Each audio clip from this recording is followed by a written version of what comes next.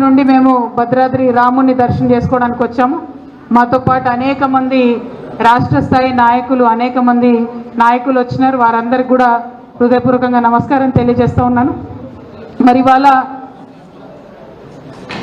వాళ్ళ ఈ కార్యక్రమం మొత్తాన్ని కూడా చాలా ఉత్సాహంగా నిన్నటి నుండి మా కార్యక్రమాలన్నింటినీ నిన్న సత్తుపల్లిలో లింగాల గ్రామంలో చాలా పెద్ద ఎత్తున కార్యక్రమం చేసుకున్నాం.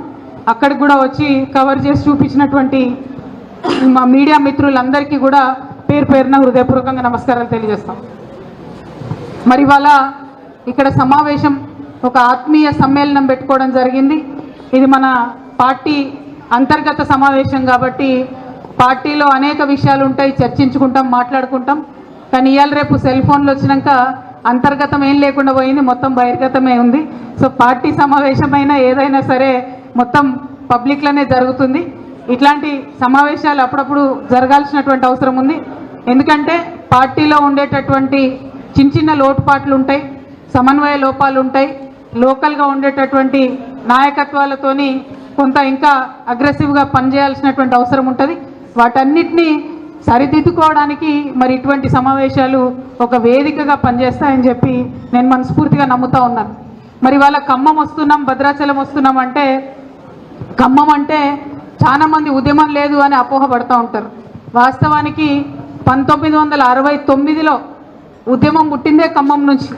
ఆనాడి హరిబాబు గారు అనేటటువంటి ఒక విద్యార్థి నాయకుడు ఖమ్మంలో నిరాహార దీక్ష కూర్చుంటే ఆ నిప్పురవ్వ ఇక్కడ ఖమ్మంలో రేగినటువంటి నిప్పురవ్వ మొత్తం తెలంగాణ అంతా దావానలంలో చుట్టుకొని 1969 తొలి దశ తెలంగాణ ఉద్యమానికి మరి బీజం పడింది. అటువంటి ఖమ్మంలో మలి దశ ఉద్యమం వచ్చేటటువంటి సందర్భంలో కొంత మనకు స్లోగా ఉన్నప్పటికీ ఏ ఒక్క నియోజకవర్గంలో ఏ ఒక్క గ్రామంలో మరి గులాబా కండువా లేదు అనేటటువంటి పరిస్థితి లేదు. కొద్దిగా ఎక్కువ కొద్దిగా తక్కువ అంతే తప్పితే ఖమ్మంలో ప్రతి ఊర్లో కేసీఆర్ గారిని చూసి ఇన్స్పైర్ అయి స్ఫూర్తి పొంది అనేక మంది జెండా బట్టి పనిచేసినటువంటి వాళ్ళు ఉన్నారు.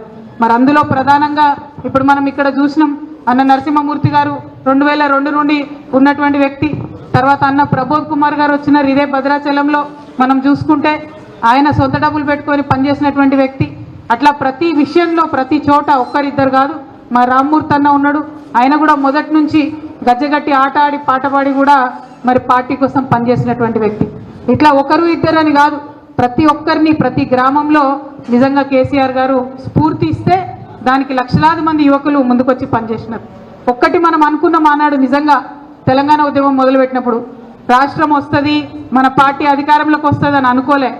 రాష్ట్రం సాధించాలి అన్నది ఒకటే లైను. ఏ పొలిటికల్ పార్టీ నాకు తెలిసి భారతదేశంలో సింగిల్ లైన్ ఎజెండా ఉండదు. మనది ఎప్పుడు సింగిల్ మేనిఫెస్టో ఉంటుండే, సింగిల్ లైన్ ఒకటే, తెలంగాణ రాష్ట్ర సాధన కోసం పనిచేస్తాం. ఇక దానికి ఏదన్నా కావచ్చు, ఎక్కని బండ లేదు అంటారు కదా, ఎక్కని బండ లేదు మొక్కని కొండ లేదు అన్నట్టు మనం ప్రతి చోట ఎక్కని కొండ లేదు మొక్కని బండ లేదు అన్నట్టు ప్రతి దేవుడికి ప్రతి చోట ప్రతి ప్రయత్నం మనం చేసుకుంటూ వచ్చినాం. అందులో భాగంగా ఇంతమంది ఉన్నాం. ఎస్, ఆవేశం కొంతమందికి ఉంటుంది, అందులో అనుమానం ఏం లేదు.